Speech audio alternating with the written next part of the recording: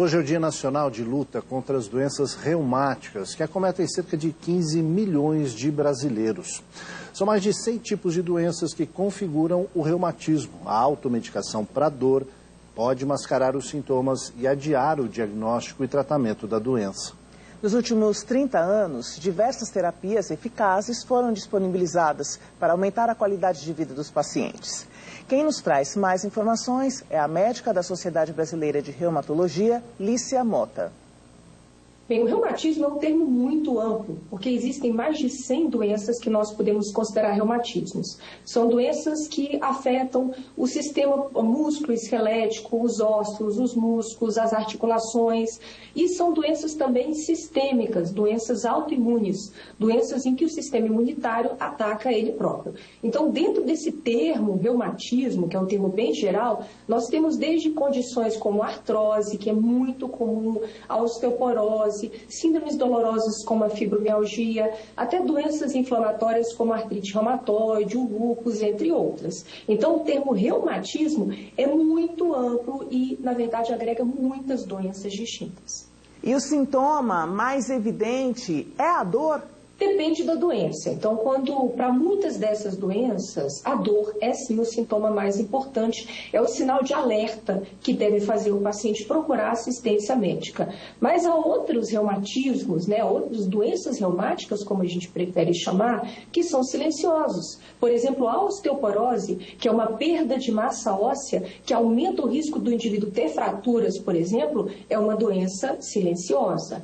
Mas a dor, de maneira geral, sim, sobretudo a dor articular, qualquer dor, na verdade, né, Joyce? Sentir dor não é normal. Qualquer dor deve fazer o paciente procurar um médico para ter um diagnóstico correto, precoce e, consequentemente, um tratamento adequado. E algumas dessas doenças, elas acometem mais as mulheres. Várias das doenças reumáticas, em especial algumas das doenças autoimunes, por exemplo, o lúpus, a artrite, que são doenças bem emblemáticas da reumatologia, elas são mais comuns entre as mulheres. Diferentes faixas etárias, o lúpus, por exemplo, é mais comum numa faixa etária mais jovem, já a artrite reumatoide ali entre a 4ª e a 5ª década de vida, mas várias doenças reumáticas, na verdade, várias doenças autoimunes são mais comuns no sexo feminino.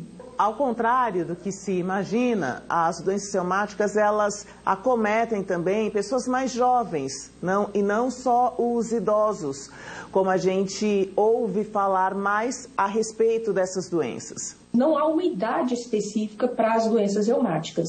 Elas acontecem desde o nascimento, desde a infância ali, o começo da infância, até a 3ª idade. A depender da doença, a gente vai ter uma frequência maior em uma idade ou em outra, mas assim, pensar que a doença reumática é exclusiva ali do paciente mais velho, do indivíduo mais velho, é um erro. E isso muitas vezes retarda o diagnóstico. Vamos nos lembrar, então, por exemplo, que lúpus é uma doença de mulheres jovens, mulheres jovens entre 20 e 30 anos, mais frequentemente a abertura da doença. E quando a gente pensa nos tratamentos, primeiro, qual é o profissional que deve ser procurado e quais são as formas para se tratar hoje mais usuais? O reumatologista é o especialista em doenças reumáticas, em diagnóstico, tratamento e prevenção de doenças reumáticas. E em termos de tratamento, nós temos numerosos tratamentos, variam de acordo com a doença específica.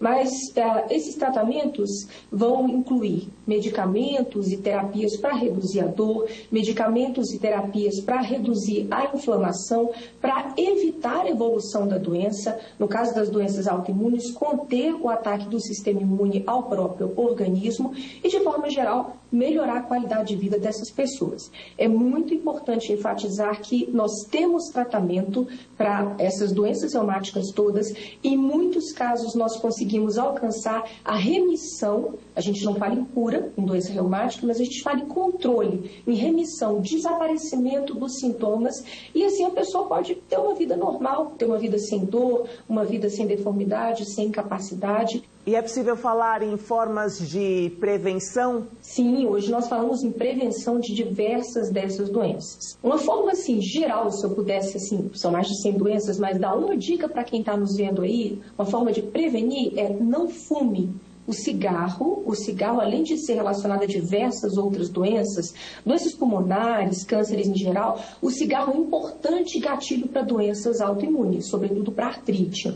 Então, não fume, não se exponha ao cigarro, nem ao cigarro tradicional, nem ao cigarro eletrônico, vape, de forma alguma. O cigarro é um gatilho importante. Mas há outras formas de prevenção também. Evitar alguns alimentos que têm características inflamatórias, em especial o excesso de açúcar e, sobretudo, o diagnóstico precoce. Então, se existe uma história familiar de uma outra doença reumática, alguém na sua família tem artrite, tem lúpus, tem espondiloartrite, é importante ficar atento a qualquer sintoma para receber o diagnóstico precoce. O diagnóstico precoce e o tratamento adequado mudam a história dessas doenças. Nós temos uma ampla cobertura no Sistema Único de Saúde brasileiro para o tratamento das doenças reumáticas. Nós somos hoje o único país do mundo em que todas as opções terapêuticas, por exemplo, para artrite reumatoide, incluindo medicamentos de alto custo, porque para o tratamento dessas doenças, muitas vezes nós utilizamos terapias avançadas, medicamentos biológicos produzidos por engenharia biológica, pequenas moléculas que são de alto custo. E todos estes medicamentos estão disponíveis no Sistema Único de Saúde. Há um protocolo de tratamento, lógico, né? O médico deve fazer o encaminhamento seguindo algumas regras específicas, mas todo o paciente no Brasil que tem a necessidade de um medicamento de alto custo que esteja no protocolo do Ministério da Saúde vai receber o tratamento. Nosso problema hoje é diagnóstico. O paciente não chega para nós a tempo de nós tratarmos adequadamente. O Jornal da Tarde termina aqui. Ótima tarde para você. Uma boa tarde.